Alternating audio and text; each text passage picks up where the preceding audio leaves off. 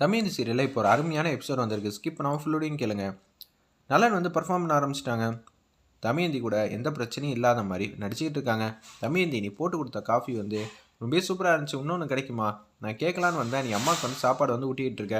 நீ சாப்பாடு வந்து ஊட்டி விட்டதுக்கப்புறமேட்டு காஃபி எடுத்துட்டு வரியா? இல்லைங்க, நான் இப்போயே காஃபி எடுத்து வந்துடுறேன்னு சொல்லிட்டு அந்த இடத்துல காஃபி எடுக்கிறதுக்காக வந்து போகிறாங்க. இந்தாங்க காஃபின்னு சொல்லும்போது, வா வா வா, உன் கையால் காஃபி குடிக்கணும் தான், எனக்கு ரொம்ப சந்தோஷமாக இருக்குது. நலன், நீ யாருங்கிற விஷயம்லாம் எனக்கு தெரியும்.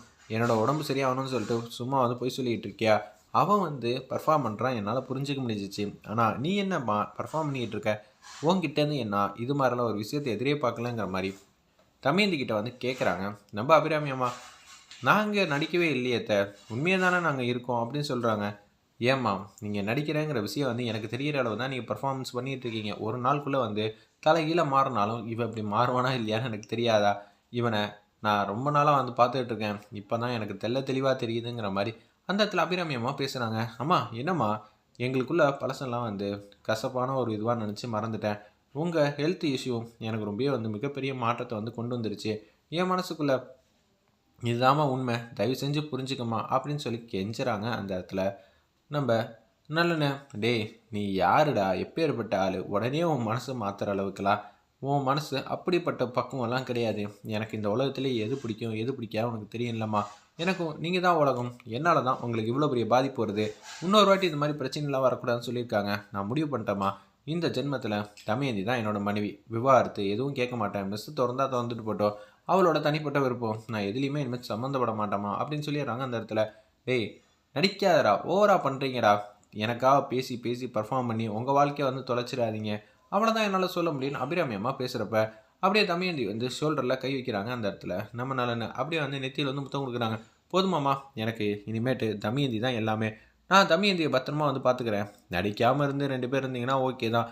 ஆனால் எனக்காக வந்து இது மாதிரி நடிச்சுக்கிட்டு இருந்தீங்கன்னு வச்சுங்களேன், உங்களை நீங்களே ஏமாற்றிக்கிறது தான் அர்த்தங்கிற மாதிரி அந்த இடத்துல பேசிட்டு அபிராமி அம்மாட்டும் கடந்து போகிறாங்க.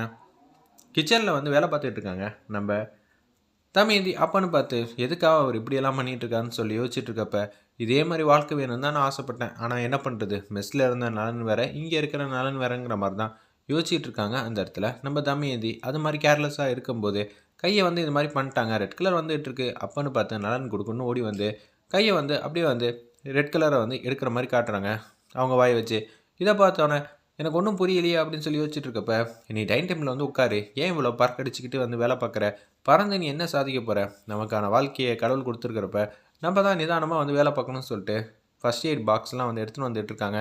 எனக்கு ஒரே ஒரு சந்தேகம், நீங்கள் எதுக்கு இப்படி பர்ஃபார்ம் பண்ணுறீங்க?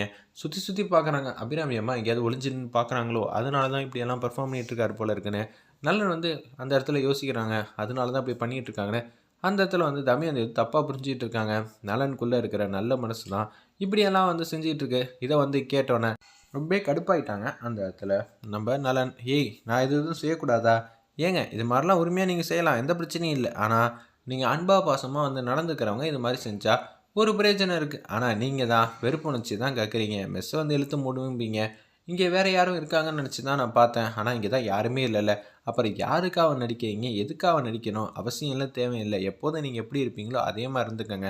யாராவது வந்தால் மட்டும் பார்த்துப்போம், சரிங்களா அப்படின்னு சொன்னனால அவங்க மட்டும் உள்ளே போக ஆரம்பிச்சிட்டாங்க. தமயந்தி, என்ன நீ புரிஞ்சுக்கிட்டது அவ்வளோதானா அப்படின்னு சொல்லிட்டு இருக்கப்ப, மெஸ்ஸை வந்து எப்படி இருந்தாலும் திறக்கணும்னு சொல்லிட்டு தான் போகிறாங்க. மெஸ்ஸில் இருக்கிறவங்க எல்லாரும் வேலை வேணான்னு சொல்லிட்டு ஊரை பார்க்க போயிருப்பாங்கன்னு சொல்லி பார்க்கும்போது எல்லாருமே அங்கே தான் இருக்காங்க. அம்மா, நீங்கள் இன்னமும் வந்துட்டீங்களாம்மா, நீங்கள் எப்படி இருந்தாலும் இங்கே வருவீங்கன்னு தான் உங்களுக்காக நான் காத்துட்ருக்கேன் அப்படின்னு சொல்லும்போது செல்வி வந்து அவங்களால முடிஞ்ச வந்து ஒரு உதவி வந்து செய்யலான்ட்டு இருக்காங்க அந்த இடத்துல. எல்லாருமே மக்களும் கூடிடுறாங்க. நான் உங்கள் மெஸ்ஸுக்கு ஏகப்பட்ட இது வந்து கடமைப்பட்டிருக்கேம்மா. சின்ன வயசுலேருந்து உங்கள் மெஸ்ஸில் உங்கள் அம்மா வந்து எனக்கு சாப்பாடு போட்டனால தான் நான் என் குழந்தைங்களெல்லாம் வளர்க்க முடிஞ்சிச்சு. இப்போ நல்ல இடத்துல வந்து இருக்கேன்னா அதுக்கு நீங்கள் தாம்மா முழுக்க முழுக்க காரணம்னு சொல்லி ஒரு 1/2 பவுன் மோதிரம் வந்து கொடுக்குறாங்க. இதெல்லாம் எது கொடுக்குறீங்க? நான் மட்டும் நீங்கள் போட்ட சாப்பாடுக்கு கணக்கு போட்டிருந்தா ஏகப்பட்ட ரூபா வந்து கொடுக்குற மாதிரி இருக்கும். அதோட கம்பேர் பண்ணும்போது இதெல்லாம் உனக்கு சேர வேண்டியதுமா அப்படின்னு சொல்லிட்டு எல்லாரும் வந்து உதவி செய்கிறப்ப அந்த அண்ணன் இருப்பாங்களே மெஸ்ஸில் வேலை பார்க்குறவங்க, அவங்க வந்து ஒரு டாக்குமெண்ட் வந்து கொடுக்குறாங்க. என்னால் முடிஞ்சதுமா, இதே ஒரு 10-15 லட்ச ரூபா போகுமா அப்படின்னு சொல்லி கொடுக்கும்போது, ஏன்னா எதுக்குண்ணா இது மாதிரிலாம் செய்கிறீங்க? உங்களுக்குன்னு சொந்த தேவைகள் இருக்கும்ல, அதுக்கு வச்சுக்கலாம்ல. வச்சுக்கலாம் தாம்மா, ஆனால் அன்னபூர்ணி அம்மா என்னை சொந்த தம்பியாக தான் பார்த்தாங்க. அப்போனா நான் உனக்கு தாய்மாமனா சீர் வந்து என்னால் செய்ய முடியாது.